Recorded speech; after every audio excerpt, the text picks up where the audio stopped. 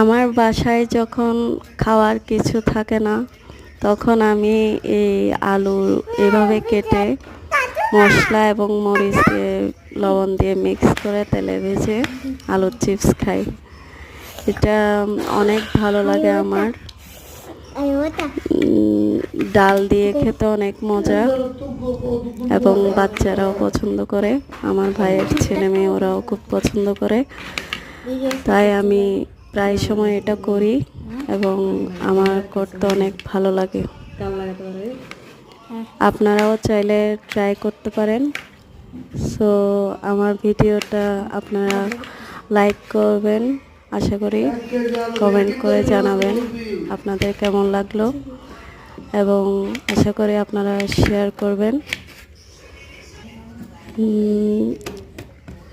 এখানে পুরোপুরি দেখানো হয়েছে আমি কিভাবে আলুর চিপসটি বানাচ্ছি। আমি আমার মতো করে পরিমাণ মতো মশলা মরিচ এবং লবণ দিয়ে মিক্স করে বানাই।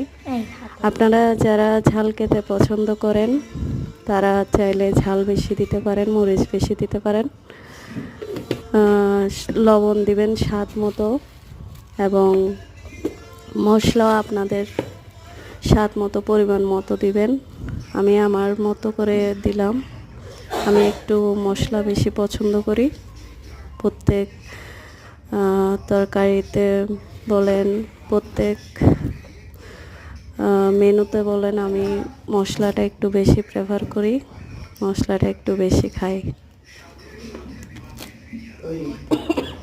এবং এই যে মশলাগুলো একসাথে মিক্স করছি, মিক্সটা ভালো করে করতে হবে যাতে সবগুলো আলুর সাথে মিশে যায় এবং আলু সবগুলো ফাঁকে ফাঁকে যেন ভালো করে মশলাগুলো ঢুকে, সেভাবে মিক্স করতে হবে, অনেক ভালো করে মিক্স করতে হবে। আমি আমার মতো করে মিক্স করে নিলাম,